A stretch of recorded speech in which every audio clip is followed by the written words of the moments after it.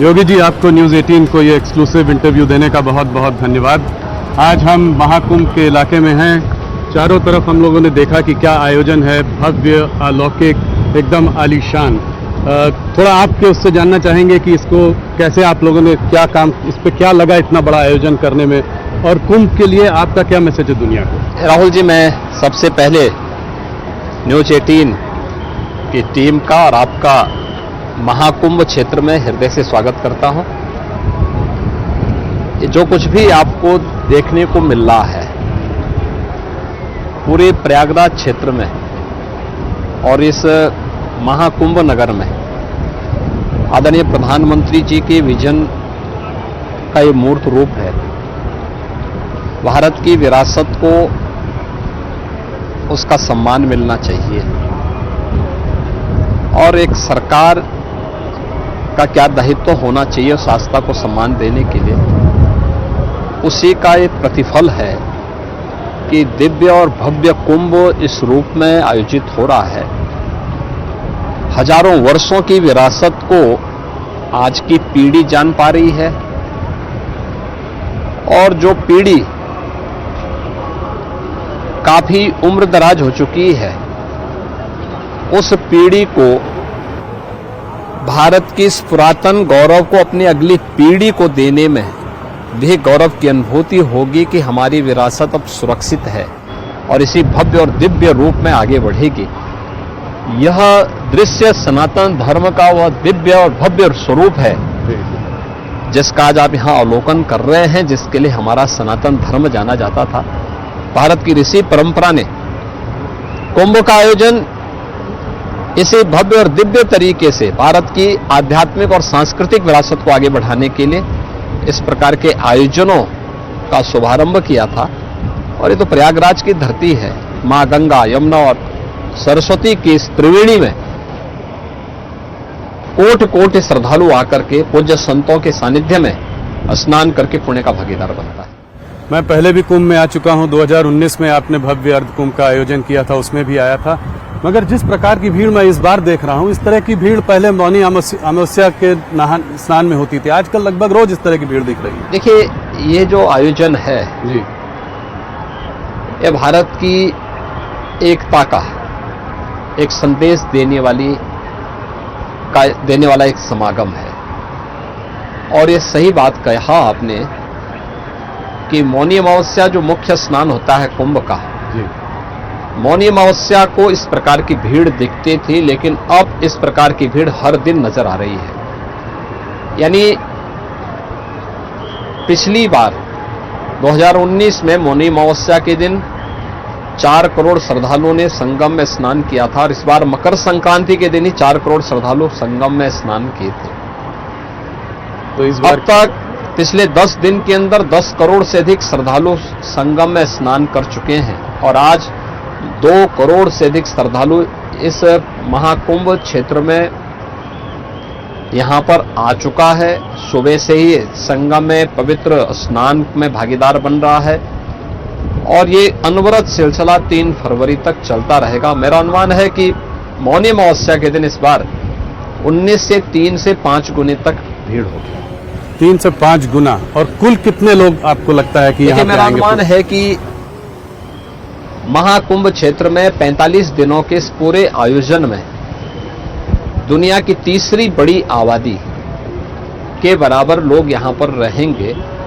यानी भारत और चीन के बाद जो सबसे बड़ी आबादी होगी इस अस्थायी शहर में होगी। मेरा अनुमान है 40 से 45 करोड़ श्रद्धालु इस दौरान आकर के संगम में आकर के पवित्र डुबकी के माध्यम से राष्ट्रीय एकता का संदेश देंगे। बहुत बहुत आपको बधाई, आपने इतना बड़ा आयोजन किया। आपने डुबकी कहाँ लगाई थी उस दिन कैबिनेट के साथ? देखिए राहुल जी, ये सामने ही ये हम हैं यहाँ पे यमुना जी पे, इस सामने गंगा जी आ रही है और इस सामने दोनों का संगम हो रहा है। और अदृश्य मां सरस्वती के बारे में भी मान्यता है कि तीनों का मिलन इसी स्थल पर होता है और यहीं पर संगम में ये लाखों श्रद्धालु जो स्नान कर रहे हैं इसी संगम में स्नान कर रहे हैं। आपका एक बड़ा अलग दृश्य हम लोगों को देखने के लिए मिला। एक आपको बड़ा हंसते खेलते एक दूसरे के ऊपर पानी डालते हुए आप 54 आपकी पूरी कैबिनेट ने आपके संग डुबकी लगाई, क्या आपको बचपन सा याद नहीं आ गया? देखिए, एक अद्भुत क्षण होता है ये, इसको शब्दों में नहीं व्यक्त किया जा सकता है। ये अविस्मरणीय क्षण होते हैं और जिस एकता का संदेश महाकुंभ दे रहा है, उस एकता के संदेश को उत्तर प्रदेश वासियों और उत्तर प्रदेश के माध्यम से देशवासियों को जी। देने में हम सबको गौरव की अनुभूति होती है। हम यहाँ पे जहाँ पे खड़े हैं, ये सामने ये पूरा क्षेत्र संगम का क्षेत्र है और सामने ये किला है जी। किले में अक्षय वट भी मौजूद है, सामने दिखाई दे रहा है। और अक्षय वट कॉरिडोर पहली बार बना है, जहां पे प्रतिदिन लाखों श्रद्धालु जाकर के दर्शन कर रहा है। इसी किले के अंदर मां सरस्वती का कूप भी है। अदृश्य रूप से नहीं बल्कि दृश्य रूप से सरस्वती के दर्शन वहां हो सकते हैं। और उसी में पातालपुरी कॉरिडोर भी बना हुआ है। ये 3 कॉरिडोर केवल किले के अंदर बने हैं। चौथा कॉरिडोर बड़े हनुमान जी मंदिर का बना है। बहुत फेमस लेटे हुए हनुमान जी। लेटे हुए हनुमान जी हैं। ये बड़े हनुमान जी के रूप में विख्यात हैं और उनके दर्शन वहां पर श्रद्धालु कर सकता है। मेरा ये सौभाग्य है कि मैं इस बार आपको प्रयागराज में इंटरव्यू कर रहा हूँ। मैं यहाँ पला बढ़ा हूँ। तो मोदी जी आए बनारस में, काशी विश्वनाथ कॉरिडोर बना, काशी जो है एक विश्व मैप में आया। वैसे ही अयोध्या में पिछली बार आपने राम मंदिर का निर्माण हुआ, जनवरी 22 को प्राण प्रतिष्ठा हुई। आज प्रयागराज भी इस महाकुंभ को लेकर देश दुनिया में चारों तरफ इसकी बात हो रही है। तो क्या आपको लगता है आने वाले समय में ये भी एक टूरिज्म, स्पिरिचुअल टूरिज्म का बड़ा सेंटर बनेगा? देखिए, भारत की इस ताकत को दुर्भाग्य से पूर्व की सरकारों ने नहीं समझा था। भारत की इस विरासत जो स्पिरिचुअल टूरिज्म में भारत के अंदर मौजूद था, जो पोटेंशियल था जी। इसको देखा है प्रधानमंत्री मोदी जी ने। और इसीलिए मोदी जी के नेतृत्व में काशी में काशी विश्वनाथ धाम, 2019 का प्रयागराज कुंभ, अयोध्या में श्री राम जन्मभूमि पर मर्यादा पुरुषोत्तम प्रभु श्री राम के भव्य और दिव्य मंदिर के निर्माण का कार्य, एक नई अयोध्या के दर्शन अयोध्या में होते हैं।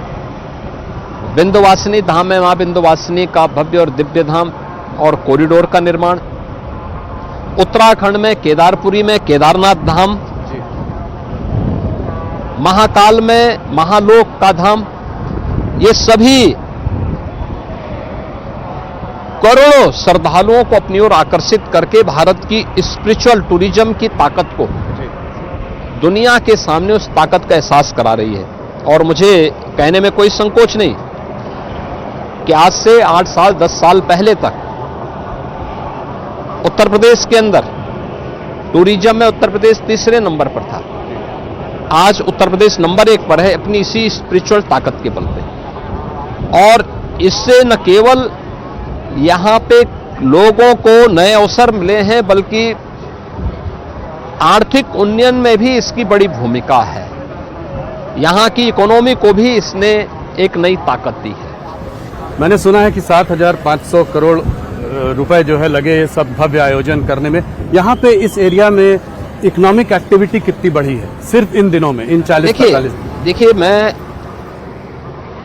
जो 7,500 करोड़ रुपए खर्च हुए हैं वो केवल आयोजन में ही नहीं, बल्कि प्रयागराज सिटी को जोड़ने वाले जो कनेक्टिंग मार्ग्स हैं, हाईवे हैं, उनमें, रेलवे स्टेशंस में, एयरपोर्ट पे और प्रयागराज सिटी के सर्वाधिक यानी एक व्यवस्थित डेवलपमेंट में, रोड, ओवरब्रिज, अंडरपास, फ्लाईओवर्स, इन सब में मिलाकर के इतना खर्च हुआ है।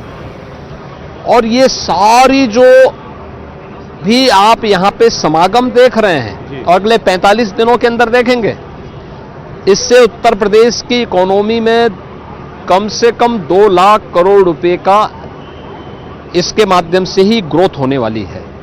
तो यह एक नई इकोनॉमिक्स उत्तर प्रदेश और भारत दुनिया को देने जा रहा है कि आप जब भी अपनी ताकत को पहचानेंगे तो ग्रोथ इसी प्रकार से आगे बढ़ेगी। 2 लाख करोड़ मतलब करीब करीब 10% जीडीपी यूपी का जो जीडीपी होगा उसका 10% योगदान अकेले महाकुंभ देने जा रहा है। बहुत बड़ी बात है ये, आपने इसका विजन हम लोगों को बताया।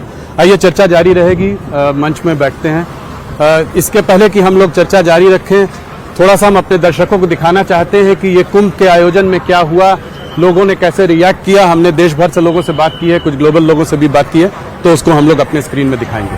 आइए।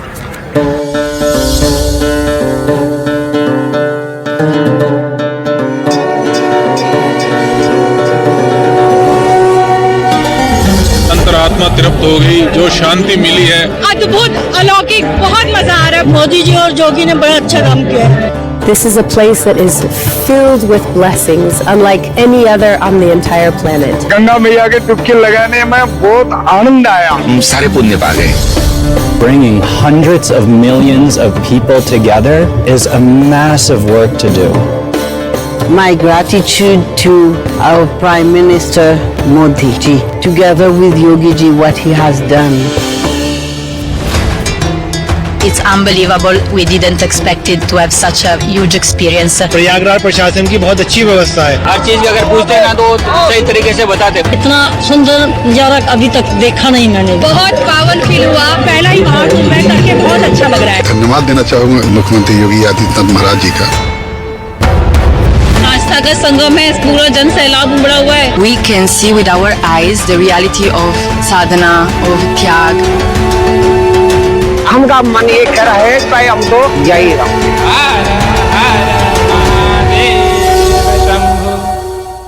योगी जी, हम लोग महाकुंभ के आयोजन के बारे में बात कर रहे थे। मैंने एक और अलग चीज इस बार देखी।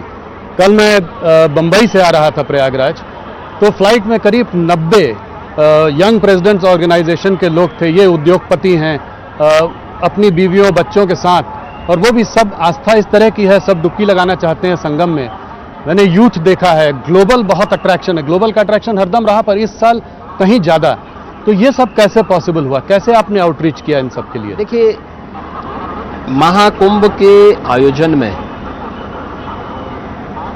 तो सबसे बड़ी बात यह है, भारत की जो यंग जनरेशन है जी, वो बहुतायत संख्या में है। कुंभ की जो अवधारणा थी, जो पिछली सरकारों ने बनाया था, वो मात्र ये बनाया था कि कुंभ का मतलब बुजुर्गों का एक आयोजन जी, और उन्होंने उसके लिए कोई सुविधा नहीं देते थे। कुंभ को गंदगी का, भगदड़ का, अव्यवस्था का एक पर्याय बना दिया था। पहली बार आप देख रहे होंगे 2019 में भी और 2025 में भी, ये प्रधानमंत्री मोदी जी के विजन का परिणाम है कि कुंभ के आयोजन को स्वच्छता के साथ, सुव्यवस्था के साथ और सुरक्षा के साथ जोड़ा गया जी। और आयोजन इतने भव्य तरीके से आयोजित हो पा रहे हैं, तो स्वाभाविक रूप से जब आस्था और आधुनिकता का संगम होगा तो युवा उधर आकर्षित होगा। हर वह व्यक्ति जो समाज जीवन के साथ जुड़ा हुआ है, वह उद्यमी हो, टेक्नोक्रेट हो, अच्छा कोई चिकित्सक हो, या किसी जीवन के किसी भी अन्य क्षेत्र में जो एक प्रगतिशील सोच रखता है, वह हर व्यक्ति उसके साथ जुड़ेगा। और जो दृश्य आपको देखने को मिल रहा है कि यंग सीओज को आपने देखा कल जी, फ्लाइट से यहाँ आते हुए, आपने 13 और 14 को जो आपकी रिपोर्टिंग थी उसमें भी आपने इस चीज को महसूस किया होगा जी, कि न केवल भारत के बल्कि दुनिया भर से आए हुए जो भी पर्यटक थे, श्रद्धालु थे, उसमें हिंदू ही नहीं थे, सनातन धर्मावलंबी नहीं थे, अहिंदू भी थे। जिन लोगों ने संगम में डुबकी लगाई तो अभिभूत होकर के उन्होंने तारीफ की इन सभी चीजों की, कि भव्य और दिव्य रूप में आयोजन कैसे हो सकते हैं, और उसका एक दृश्य ये सब। योगी जी, आपके गुरु महंत अवैधनाथ जी राम जन्मभूमि के मूवमेंट से बहुत जुड़े हुए थे। पिछले साल जो है राम मंदिर का भव्य उद्घाटन भी हुआ। आपके लिए इस साल का कुंभ जो है इमोशनल मोमेंट रहा होगा ये सब देखते हुए? देखिए, ये मेरा सौभाग्य है कि 2024 का जनवरी माह 500 वर्षों का इंतजार समाप्त करके भव्य और दिव्य राम मंदिर के रूप में हम सबके सामने आया है। जी 500 वर्षों के बाद रामलीला अपने दिव्य धाम में विराजमान हो पाए और मैं एक सेवक के रूप में वहां देश और दुनिया से आने वाले श्रद्धालुओं की सेवा के लिए उपस्थित था। 2019 का कुंभ और 2025 का महाकुंभ के आयोजन का भी अवसर हमें प्राप्त हो रहा है, तो स्वाभाविक रूप से हम सौभाग्यशाली हैं। हां, 2013 का कुंभ भी था, उस समय मेरे पूज्य गुरुदेव भी यहां पे थे, आज वे इस लोक में नहीं हैं, लेकिन सूक्ष्म रूप से उनका आशीर्वाद जरूर प्राप्त हो रहा होगा। वे तमाम दिव्य विभूतियां जो 2013 में थी आज नहीं हैं, लेकिन आज ये सब दृश्य देख करके वे संतुष्ट हो रहे होंगे, उनका आशीर्वाद जरूर इस पूरे आयोजन को प्राप्त हो रहा होगा। लेकिन जो ये सफलता की नई कहानी आज उत्तर प्रदेश लिख रहा है, आदरणीय प्रधानमंत्री जी के मार्गदर्शन और उनकी ही विजनरी लीडरशिप के कारण ये सब संभव हो पा रहा है। सनातन धर्म को लेकर मोदी जी की एक बहुत अलग सोच है। कैसे आप अगर एक मैसेज आप दुनिया को सनातन धर्म के बारे में देना चाहें महाकुंभ और के माध्यम से, तो क्या कहेंगे आप? देखिए, महाकुंभ का तो एक ही संदेश है और जिसको आप देख भी रहे होंगे, न जाति न पाति, न कोई संप्रदाय, न कोई लिंग का भेद, सारे लोग एक संगम में स्नान कर पा रहे हैं। कोई भेदभाव किसी के साथ नहीं, बगल में कौन स्नान कर रहा है किसी को पता नहीं। तो महाकुंभ का तो एक संदेश, एकता से ही अखंड रहेगा ये देश। एकता से, एकता का जो संदेश है वह कुंभ का संदेश जाना चाहिए, इस महाकुंभ का संदेश जाना चाहिए। पूज्य संतों और आने वाले जितने भी श्रद्धालु हैं या पर्यटक हैं, ये सब एकता के संदेश को लेकर के जाएंगे तो सनातन धर्म मजबूत होगा। सनातन धर्म मजबूत होगा तो भारत मजबूत होगा। महंत अवैधनाथ जी भी कहते थे कि जो राम जन्मभूमि मूवमेंट है वो हिंदुओं को एकत्रित एकजुट करने का एक मूवमेंट है।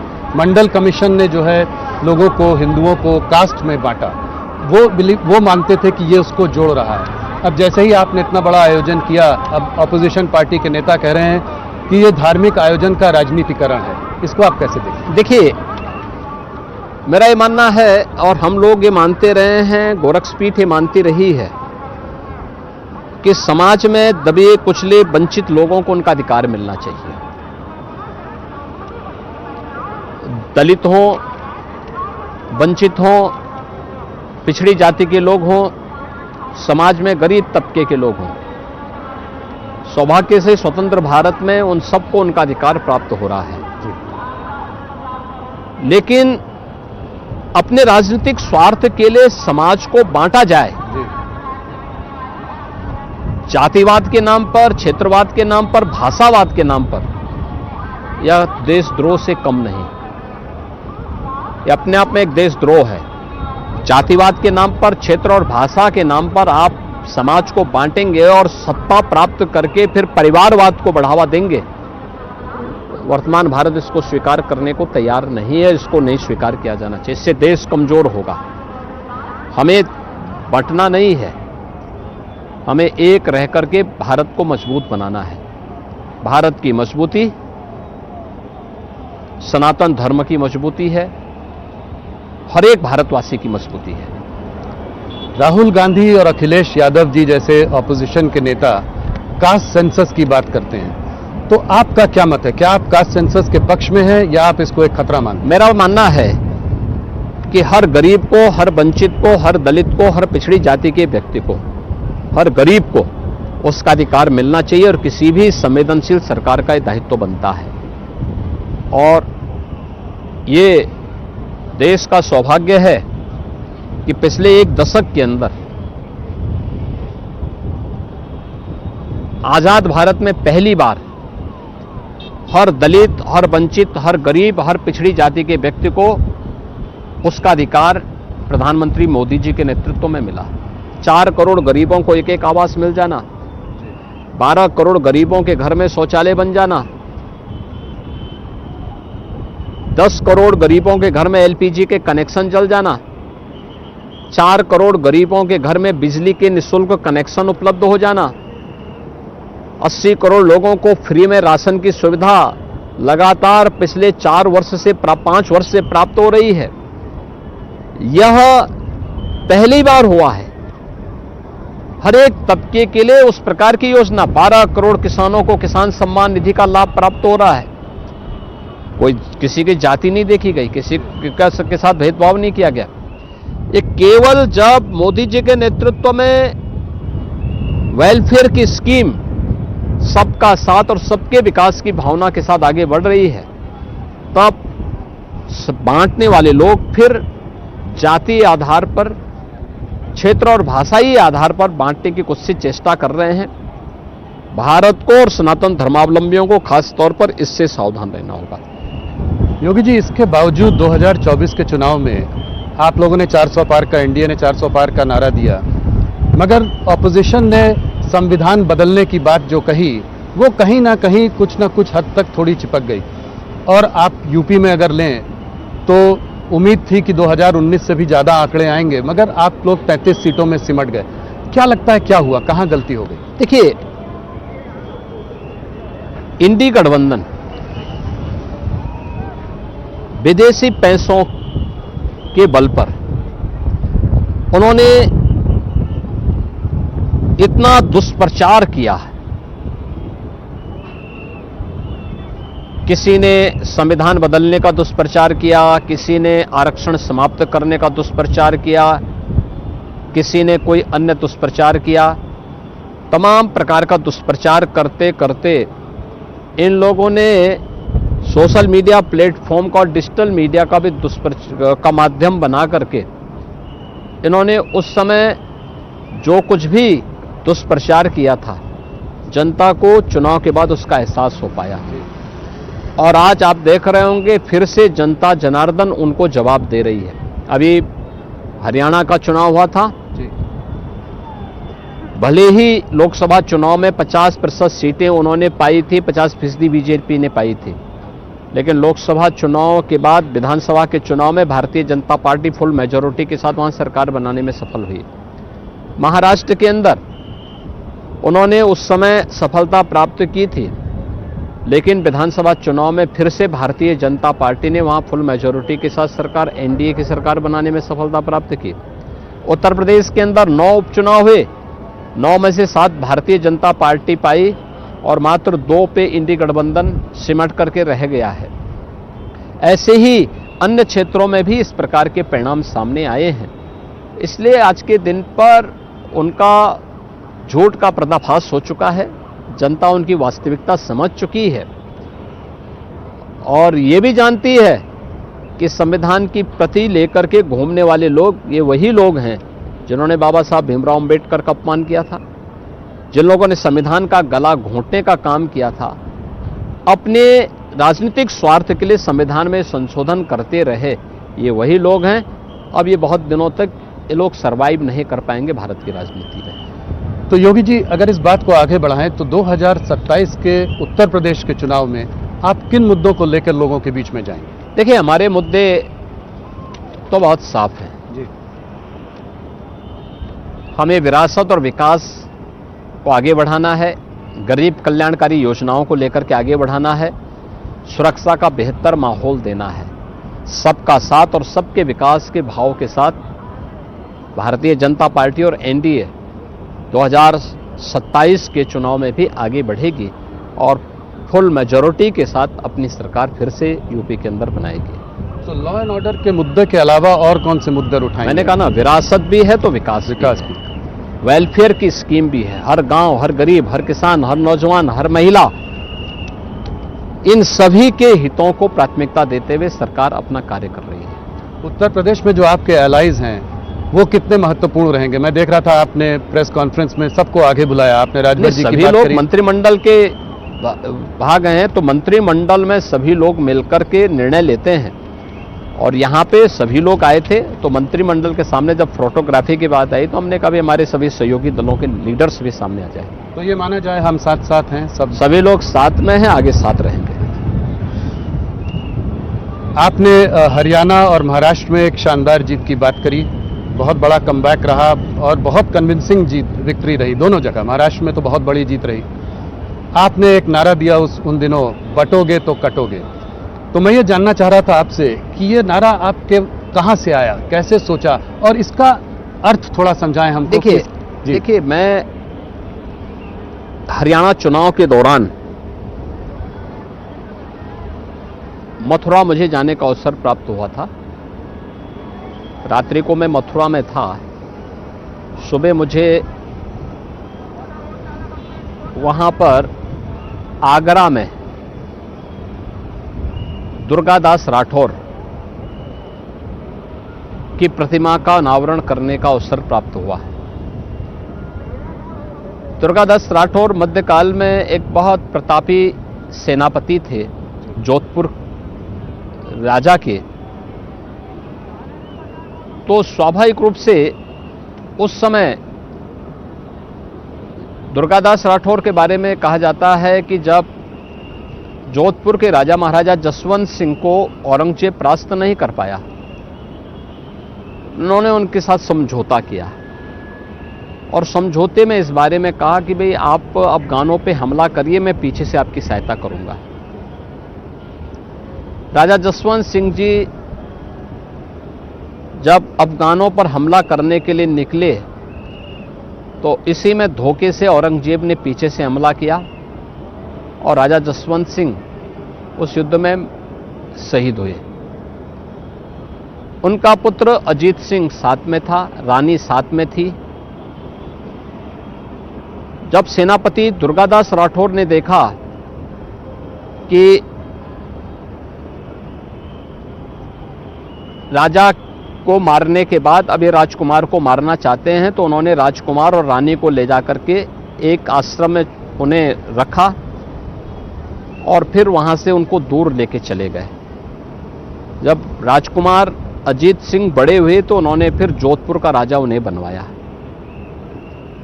91 वर्ष की उम्र तक दुर्गादास राठौर जोधपुर में रहे। उसके बाद उन्होंने संन्यास लिया और उज्जैन चले गए, वहीं उन्होंने अंतिम श्वास ली।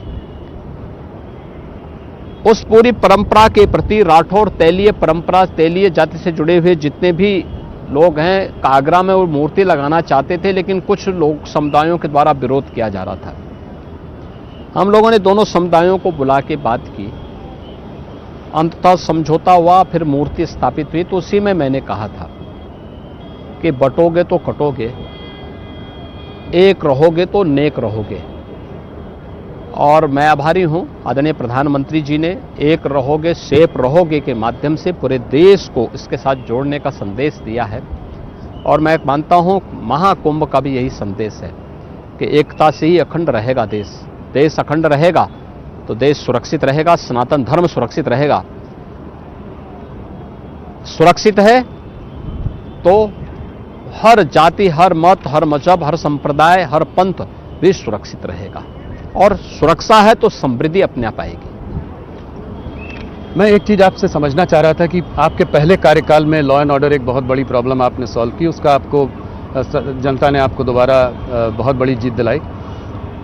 इस कार्यकाल में आपकी बड़ी उपलब्धियां क्या हैं? देखिए, हमने जो कहा सो करके दिखाया है। जो पहले भी कहा गया था कि मोदी है तो मुमकिन है, तो मोदी जी के नेतृत्व में, उनके मार्गदर्शन और उनके आशीर्वाद से भारतीय जनता पार्टी ने जो कहा सो करके दिखाया है। और मुझे लगता है कि जब व्यक्ति का आचार और विचार में साम्यता होती है तो जनता जनार्दन का आशीर्वाद उसके साथ में होता है। जनता को सुरक्षित माहौल चाहिए, नौजवान को रोजगार चाहिए, किसान को अपनी समृद्धि को आगे बढ़ाने के लिए अवसर चाहिए, हर बहन और बेटी को सुरक्षा चाहिए, हर व्यापारी सुरक्षित माहौल में व्यापार कर सके, उसके लिए जॉब डूइंग की व्यवस्था हो। ये डबल इंजन की सरकार उत्तर प्रदेश के अंदर कर रही है, उसका लाभ बीजेपी को प्राप्त होगा। एक थोड़ा सा पर्सनल सवाल है कि आपको एक एडमिनिस्ट्रेटर की तरह लोगों ने देखा आपके पहले कार्यकाल में, एक कठोर एडमिनिस्ट्रेटर, जो आपने दृढ़ निश्चय किया वो करके दिखाया। आप एक एडमिनिस्ट्रेटर की तरह कैसे इवॉल्व किए हैं पहले कार्यकाल से दूसरे कार्यकाल में? देखिए, मैं एडमिनिस्ट्रेटर नहीं हूं, मैं तो एक सामान्य नागरिक हूं, एक सामान्य साधु हूं। हमारे साधु परंपरा की, संतों और योगियों की परंपरा की जो दिनचर्या होती है उसका पालन करता हूं। हाँ, कठोरता से उसका पालन स्वयं के ऊपर करता हूं। तो जब मेरे ऊपर लागू होता है तो स्वाभाविक रूप से उसका लाभ उत्तर प्रदेश को प्राप्त होता है। अगर मैं स्वयं उसका लागू न करूं तो स्वाभाविक रूप से उत्तर प्रदेश इन सब से वंचित होगा, लेकिन मैं उसको कठोरता से अपने ऊपर लागू करता हूं तो उसका लाभ यूपी को प्राप्त होता है। योगी जी, आपने अभी हरियाणा और महाराष्ट्र में शानदार जीत की बात करी, अभी चुनाव है दिल्ली का, आप मैदान में उतरे हैं, आपने आते ही हिंदुत्व की बात करी, समाज को जोड़ने की फिर एक कोशिश की है। इस बार क्या लगता है, बीजेपी की सरकार 26 साल प्रयागराज में है ना जी? आप प्रयागराज में हैं? बिल्कुल। प्रयागराज में माँ गंगा, माँ यमुना और माँ सरस्वती का संगम की त्रिवेणी है जी। यहाँ की यमुना जी में और दिल्ली की यमुना जी में अंतर देखिए। यहाँ की यमुना जी में आप आचमन भी ले सकते हैं, स्नान भी कर सकते हैं। क्या दिल्ली में ये संभव है? और मैं यही कहना चाहता हूं कि दिल्ली में आम आदमी पार्टी ने देश को धोखा दिया है, दिल्ली वासियों को धोखा दिया है, राजधानी वासियों के साथ धोखा किया है। आप देख सकते हैं वहां पर यमुना जी को गंदे नाले में बदल दिया है। उसका दुष्परिणाम दिल्ली वासी तो भुगत ही रहे हैं, हमारे मथुरा, वृंदावन, आगरा वासी भी भुगत रहे हैं। ये तो बाद में जब हम लोग आगे आते हैं, चंबल, केन, बेतवा और अन्य नदियों का पावन जल यमुना जी में मिलता है तो इतनी दिव्य नदी आती है, और फिर इसमें ट्रीटमेंट के प्लांट हम लोगों ने जगह जगह जो लगाए हैं उसके परिणाम सामने हैं कि इतनी अविरल और निर्मल यहाँ पे गंगा जी और यमुना जी दिखाई देती है। अन्यथा इन लोगों ने जिस प्रकार की स्थिति पैदा की है, ये केवल नदी नहीं, ये तो भारतीय संस्कृति के साथ इन्होंने इसी प्रकार का धोखा किया है। यही धोखा इनका भारतीय संस्कृति के प्रति भी है। केजरीवाल जी ने पलट के कहा है कि जो है वो अपने एजुकेशन मिनिस्टर को यहाँ भेजना चाहते हैं ताकि वो योगी सरकार को कुछ टिप्स दे सके कि एजुकेशन में कैसे चेंजेस। उनका एजुकेशन मिनिस्टर यूपी में आए तो यूपी से कुछ सीख करके जाएगा। यूपी के अंदर देखना है, याद रखना, उनको याद रखना होगा, यूपी का एजुकेशन का बजट उतना है जितना पूरे दिल्ली का बजट है। उनका 78,000 करोड़ का बजट है और यूपी का 1 लाख करोड़ रुपए से अधिक का बजट केवल एजुकेशन का है। पूरे दिल्ली का टोटल बजट 78 से 80,000 करोड़ का है और यूपी का 1 लाख से 1,20,000 करोड़ का अकेले एजुकेशन का बजट है। तो यहां आकर के वे हमें क्या सिखाएंगे, वे यहां से सीख के जरूर चले जाएंगे। और मैं चाहूंगा कि जैसे मैंने संगम में मां गंगा, यमुना और सरस्वती की इस त्रिवेणी में डुबकी लगाई है पूरी कैबिनेट के साथ, उनको भी जाना चाहिए, एक बार वो भी डुबकी लगाएं तो अच्छा रहेगा। योगी जी, केजरीवाल जी ने बहुत पहले एक फ्रीबीज की पॉलिटिक्स शुरू की थी, फ्री इलेक्ट्रिसिटी, फ्री पानी, ये सब उन्होंने दिया। तो इस बार आपको क्या लगता है, ये फ्रीबी की पॉलिटिक्स जीतेगी या आपका हिंदुत्व जीतेगा? देखिए, हिंदुत्व हमारे लिए राजनीतिक मुद्दा नहीं है। हम फ्री की सुरक्षा उपलब्ध करवा रहे हैं और ये हर नागरिक का अधिकार है।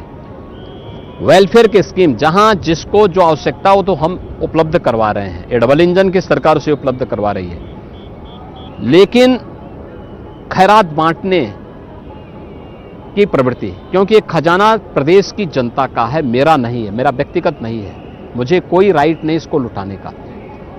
जो जनता जनार्दन का अधिकार है वही उनको उपलब्ध हुआ, उनको होना ही चाहिए, वो उनको उपलब्ध करवाने का पूरा प्रयास हो रहा है। योगी जी, मेरा एक सवाल इससे थोड़ा बड़ा है, थोड़ा इससे ऊपर उठ के है, और वो ये है कि क्या आप इस रेवड़ी कल्चर, इस फ्रीबी कल्चर के बारे में चिंता करते हैं? देखिए, बहुत सारे चुनाव हुए हैं पिछले कई वर्षों में और अब सिर्फ फ्रीबीज दी जा रही हैं, और आपकी पार्टी के प्रदेशों में भी ऐसा हुआ है, जैसे कि मध्य प्रदेश हो गया, छत्तीसगढ़, मतलब कर्नाटका, हर जगह आप फ्रीबी दीजिए और जो है चुनाव, और उसका चुनाव में परिणाम पॉजिटिव आ भी रहा है। महाराष्ट्र में भी लाड़की बहना स्कीम भी आई। क्या आपको इस बात को लेकर आप चिंतित हैं? आप यूपी को $1 ट्रिलियन इकोनॉमी बनाना चाहते हैं, इस तरह की फ्रीबी कल्चर ग्रोथ को स्लो करेगा, इंफ्रास्ट्रक्चर में पैसा कम जाएगा, इस पर आपका क्या मानना? देखिए, मेरा मानना है कि हमें एक लंबी सोच के साथ काम करना होगा। परफॉर्मेंस बेस्ड इसको करना पड़ेगा। वेलफेयर की स्कीम को लागू करने में बुराई नहीं, लेकिन अगर यही चीज परफॉर्मेंस बेस्ड होगी तो लोग अपने कर्मों पर विश्वास करेंगे, और कर्मण्यता से कोई समृद्धि की शिखर पर नहीं पहुंच सकता है। याद रखना, आज दुनिया के अंदर जो संकट आया है, वह संकट के दौर में, कोरोना जैसी महामारी के दौरान भारत दुनिया के अंदर अकेली इकोनॉमी के रूप में खड़ा है। दुनिया लड़खड़ा रही है। कारण है भारत ने कर्म की प्रधानता दी है, कर्म की का संदेश दिया है। तो उस कर्मण्यशीलता को हमें बनाए रखना पड़ेगा, अन्यथा लड़खड़ाने में बहुत देर नहीं लगने वाली। तो आप कह रहे हैं कि जो भारत सरकार कर रही है, जो वेलफेयर स्कीम्स हैं वो चालू रहेंगी, और वो रेवड़ी कल्चर नहीं है, वो फ्री मैं क्या करूं, देखिए वो वेलफेयर की स्कीम है जी, जिसमें व्यक्ति के परफॉर्म के हिसाब से उसको बांटा गया, परफॉर्मेंस बेस्ड है वो, और मुझे लगता है वो होगा तो सबका हित होगा, पब्लिक का भी हित होगा, देश का भी हित होगा। संभल पर एक सवाल मैं थोड़ा अलग तरीके से पूछना चाह रहा हूं। इधर मोहन भागवत जी ने कहा कि हर मस्जिद के नीचे हमें मंदिर नहीं खोजना चाहिए। संभल के परिप्रेक्ष्य में आप इसको कैसे देखते हैं? देखिए, संभल से मतलब नहीं था, तो देखिए आपने देखा होगा उसके बाद ऑर्गेनाइजर ने भी और पांचजन्य ने भी इस बात को बहुत स्पष्ट से कहा था कि सोमनाथ से संभल तक इस सत्य को खोजने की एक यात्रा है। सरदेव सरसंघ चालक जी ने जो बात कही है, वह उन लोगों के लिए एक संदेश है जो लोग सस्ती लोकप्रियता हासिल करने के लिए अनावश्यक रूप से हर एक मुद्दे को जबरन उठाने का प्रयास कर रहे हैं। हमें उन मुद्दों को देखना होगा जिसमें सच्चाई हो, और जो सद्भाव के माहौल में जिसको वार्ता के माध्यम से आगे बढ़ाया जा सकता हो। अनावश्यक रूप से हर एक मामले में विवाद की स्थिति खड़ा करना आज के समय में उचित नहीं, लेकिन हां, जो सत्य है उस सत्य से पीछे हटने की भी आवश्यकता नहीं। तो संभल में, मथुरा में आपका काम चालू रहेगा, मंदिर वहां? मैं क्या करूं ना, संभल में सच सामने आना चाहिए जी, मथुरा और काशी का सच भी सबके सामने आना चाहिए। ऑपोजिशन बार बार एक बात ये जरूर कहता है कि योगी जी जो है हरदम मुसलमानों को टारगेट करते हैं। ये पहले हम लोग इस पर वार्तालाप कर चुके हैं, मगर पहले आजम खान थे तो अब बर्क फैमिली है, पहले बकरी चोर के केस दर्ज होते थे, अब बिजली के चोरी के केस दर्ज होते हैं। इसको क्या जवाब है आपका? देखिए, हम किसी को टारगेट नहीं करते जी, और उसकी आवश्यकता भी नहीं है, लेकिन जो लोग समाज के सौहार्द को बिगाड़ना अपना जन्मसिद्ध अधिकार समझते हैं, अराजकता फैलाना अपना अधिकार मानते हैं, उनको कानून के दायरे में लाना ये सरकार का नैतिक दायित्व भी है, और अपना उस कर्तव्य का पालन सरकार कर रही है। भारत में लाखों बांग्लादेशी आज यहाँ पे हैं। ये मुद्दा आपने जो है अपने दिल्ली के उसमें भी उठाया है, उसकी वजह से दंगे हो रहे हैं। तो इस आधार कार्ड बनाकर उनको यहाँ के वेलफेयर स्कीम्स का भी फायदा मिल रहा है, तो इसका समस्या का समाधान क्या देखते हैं? देखिए, जो चीज सुरक्षा के लिए थ्रेट हो, रिलीजियस डेमोग्राफी को चेंज करने वाला हो, और ये जानते हुए कि यही कारण देश के विभाजन का कारण बना था जी, हमें उससे समय रहते सतर्क और सावधान होना होगा। दिल्ली का उदाहरण आपके सामने है। दिल्ली में ओखला औद्योगिक नगरी है। पिछले 10 वर्ष में कोई उद्योग नहीं लगा पाई दिल्ली की आम आदमी पार्टी की सरकार। न्यू ओखला के रूप में नोएडा है, देश का सबसे बड़ा इन्वेस्टमेंट का डेस्टिनेशन बना हुआ है। उन्होंने निवेश किया बांग्लादेशी घुसपैठियों और रोहिंग्या को बसाकर। हमने निवेश किया औद्योगिक इकाइयों को ला करके, मॉडर्न एज टेक्नोलॉजी को वहां पे ला करके। डाटा सेंटर बन रहे हैं, रोबोटिक के सेंटर बन रहे हैं, और भी एआई के नए नए सेंटर वहां पे स्थापित हो रहे हैं। लाखों नौजवानों को रोजगार के अवसर वहां से प्राप्त हो रहे हैं। ये दोनों में यही अंतर है। यूपी और दिल्ली में उत्तर प्रदेश की भारतीय जनता पार्टी की डबल इंजन सरकार में और दिल्ली के अंदर आम आदमी पार्टी की सरकार में यही अंतर है। वे अपने राजनीतिक स्वार्थ के लिए बांग्लादेशी घुसपैठियों को वोटर बना रहे हैं, निवेश को हतोत्साहित कर रहे हैं, रोजगार नहीं उपलब्ध करा पा रहे हैं, डेवलपमेंट की योजनाओं को पूरी तरह उन्होंने ठप कर दिया है। लेकिन दूसरी तरफ उत्तर प्रदेश सरकार है कि उत्तर प्रदेश के अंदर हमने यूपी को निवेश के सबसे बड़े गंतव्य के रूप में स्थापित करने में सफलता प्राप्त की है। यूपी को देश के सबसे बड़े स्पिरिचुअल टूरिज्म के हब के रूप में स्थापित करने में सफलता प्राप्त की है। देश के अंदर सबसे अधिक रोजगार दे करके यूपी के युवाओं के हाथों को काम देने में सफलता प्राप्त की है और देश के अंदर इंफ्रास्ट्रक्चर का एक मॉडल यूपी के अंदर हम लोगों ने खड़े करने में सफलता प्राप्त की है। योगी जी, आपने वक्फ बोर्ड को माफिया बोर्ड बोला है। आपने कहा है जितनी वक्फ की जो सरकारी जमीन जो उन्होंने ली है उसकी हम एक एक इंच वापस लेंगे। कैसे हो पाएगा ये? देखिए, हुआ है, हो रहा है।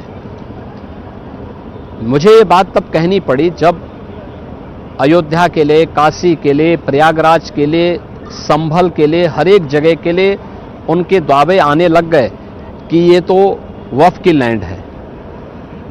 तो फिर मैंने पुराने राजस्व रिकॉर्ड टटोलने शुरू किए और राजस्व रिकॉर्ड टटोलने के बाद जो चीज़ें सामने आई उसका परिणाम हमारे सामने है।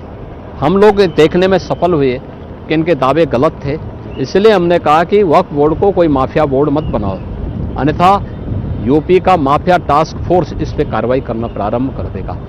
हम लोगों ने यूपी वक्फ बोर्ड के नियमावली में संशोधन करके इस बात की व्यवस्था की है कि हम लोग पुराने राजस्व रिकॉर्ड निकाल करके राजस्व रिकॉर्ड में जो दर्ज होगा उसके अनुसार हम कार्रवाई करेंगे। उनके सारे दावे गलत साबित हो रहे हैं। क्या यूपी में यूनिफॉर्म सिविल कोड लागू होगा और कब तक? यूपी की कार्य पद्धति से कहीं आपको लगता है कि यूनिफॉर्म सिविल कोड नहीं है? आप कह रहे हैं कि ऑलरेडी लागू हो चुका है। ये ऑलरेडी लागू है। सुप्रीम कोर्ट की आपको पिछले आपके कार्यकाल में आपको बुलडोजर बाबा का वो मिला। लोगों को उम्मीद थी कि जब कभी जस्टिस नहीं मिल पाती है तो इस तरीके से उनको जस्टिस मिलती है और आपको उन्होंने प्यार से बुलडोजर बाबा बुलाया। अब सुप्रीम कोर्ट की गाइडलाइंस आई हैं नेशन वाइड जो है जो कि लागू हैं, तो ऑपोजिशन कह रही है कि अब बुलडोजर टेरर और जंगल राज यूपी में खत्म हो जाएगा। तो क्या करेंगे बुलडोजर बाबा? यूपी में जंगल राज पिछली सरकारों में था। यूपी में 2017 के बाद जो राज आया है वो राम राज्य है। सबको सुरक्षा, सबको सम्मान, सबको कल्याणकारी योजनाओं के साथ जोड़ना, सबको उसका अधिकार उपलब्ध कराना, ये यूपी के अंदर हुआ है। माननीय उच्चतम न्यायालय के आदेश के बाद हमारा काम आसान हुआ है और आपने सुनवाई के दौरान इस चीज को देखा होगा कि उत्तर प्रदेश एकमात्र राज्य था जिसने जो गाइडलाइन माननीय उच्चतम न्यायालय की उन सबको फॉलो करते हुए ही अपनी कार्रवाई को आगे बढ़ाया है। और आज भी आप देख रहे होंगे हमारी कार्रवाई अनवरत रूप से गलत तत्वों के खिलाफ पूरी प्रक्रिया का पालन करते हुए कानून के दायरे में रहकर सभी कार्यक्रम आगे बढ़ रहे हैं। योगी जी, आपने यूपी को $1 ट्रिलियन इकोनॉमी बनाने का संकल्प लिया है। कब तक ये हो पाएगा? कोई कहता है 2027 आपने बोला या 2030। एक तो ये कि कब तक होगा और 2029 की हम लोगों ने एक टाइमलाइन तय की है कि 2029 तक यूपी $1 ट्रिलियन की इकोनॉमी होगा और उसके लिए कार्य योजनाएं बनाई जा चुकी हैं, बाकायदा उसको इम्प्लीमेंट किया जा रहा है। हमने पिछले 7-8 वर्ष के दौरान 3 से 3.5 वर्ष कोविड महामारी के बावजूद अपनी इकोनॉमी के दुगना से अधिक करने में सफलता प्राप्त की है और मेरा ये मानना है कि हम लोग 2029 में इसको अचीव कर लेंगे। योगी जी, एक समय में मायावती जी बात करती थी कि उत्तर प्रदेश बहुत बड़ा प्रदेश है, यहाँ से 80 लोकसभा के एमपी जाते हैं। डिलिमिटेशन एक्सरसाइज के बाद मान लीजिए करीब 850 अगर सीट हुई तो यूपी की करीब 150 सीटें होंगी। तो क्या आपका क्या मत है कि ये बहुत बड़ा प्रदेश है? मायावती जी इसके टुकड़े करने की बात करती थी कि चार विभाजन होना चाहिए प्रदेश का। आप इसको कैसे देखते? देखिए, यूपी अपने आप में यूपी है, इसकी पोटेंशियल है ये, और मुझे लगता है यूपी को यूनाइट रह करके ही अपने लक्ष्यों को प्राप्त करना चाहिए और मुझे लगता है इसी में उसकी ताकत भी है, इसमें उसकी पहचान भी है, उसका सम्मान भी है। कुछ पर्सनल 2-4 सवाल आपसे हर बार पूछने की कोशिश करता हूं, एक आध और। आप गढ़वाल यूनिवर्सिटी से बीएससी कर रहे थे मैथ्स में, उसके बाद आप एमएससी कर रहे थे, उसके बाद आपने अचानक से संन्यास ले लिया। ये कैसे हुआ, किसने इसको देखिए, प्रभावित पूर्व किया? जन्मों का प्रारब्ध होता है जी। ये न मेरे बस में है, ना आपके बस में है। जो विधाता ने लिख दिया वो होकर के रहेगा, और वही मेरे साथ भी हुआ है। तो आप कैसे आकर्षित हुए इसकी ओर? देखिए, मैं हमेशा व्यवहारिक जानकारी देने का पक्षधर रहा हूं, और मैं पूज्य संतों की सानिध्य में जाकर के अलग अलग पंथ और संप्रदायों को मैंने देखा। बाद में जब मुझे लगा क्रियात्मक योग से जुड़ा हुआ एक समृद्ध संप्रदाय नाथ संप्रदाय है, तो मैंने उस समय आकर के महंत अवेद्यनाथ जी महाराज के सानिध्य में आकर के उसकी दीक्षा ली, और फिर मैं इस पूरी परंपरा के साथ दीक्षित हो गया। आपके गुरु के गुरु दिग्विजयनाथ जी, वो भी लोकसभा में थे, वो भी एमपी थे। आप महंत अवैधनाथ जी भी राजनीति में भी रहे। हाँ, आप तो 26 साल की उम्र में ही एमपी बने, और अब आज सबसे बड़े प्रदेश के मुख्यमंत्री हैं। धर्म और राजनीति को आप कैसे देखते हैं? इसमें कोई विरोधाभास? देखिए, एक विरोधाभास मानने के लिए मानो तो गंगा जल है, न मानो तो बहता पानी है। आप मानो तो धर्म एक जीवन पद्धति है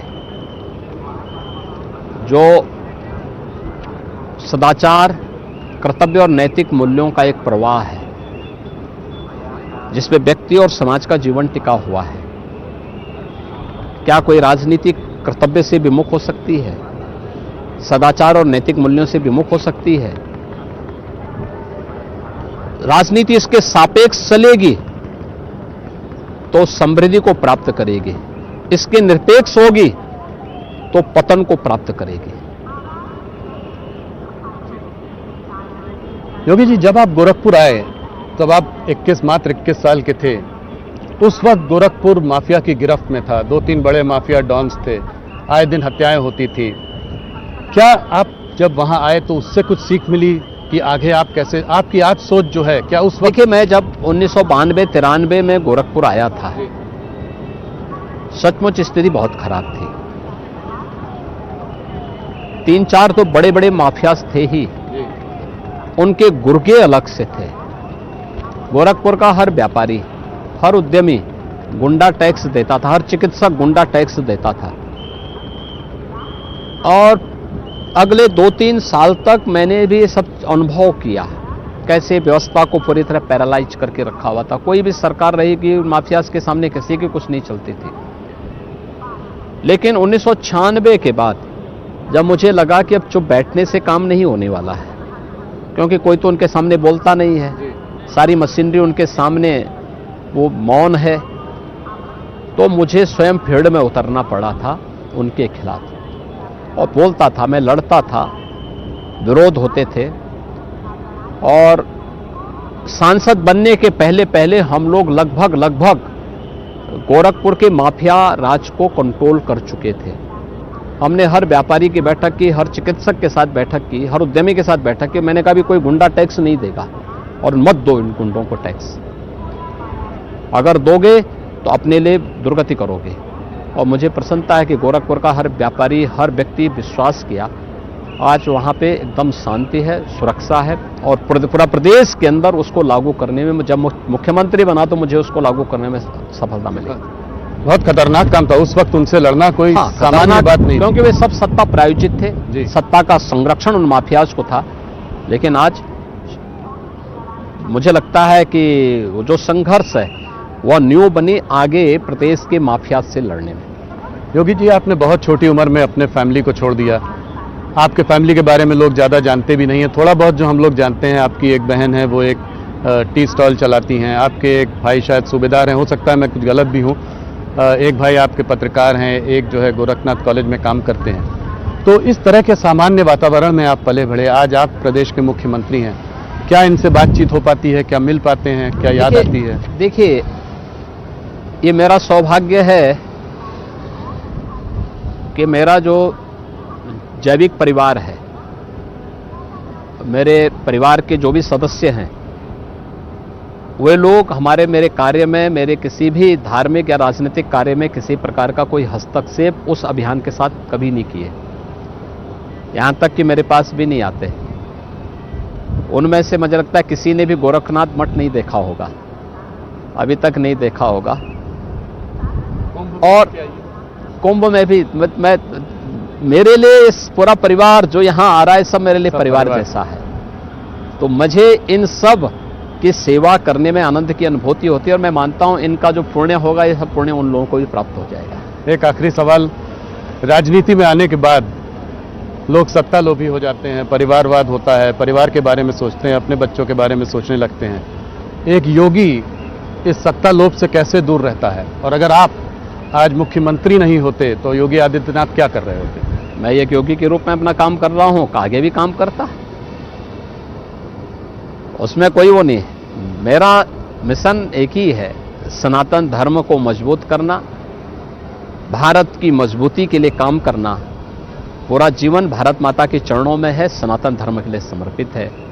इसी में देश का और समाज का कल्याण है। योगी जी बहुत बहुत धन्यवाद।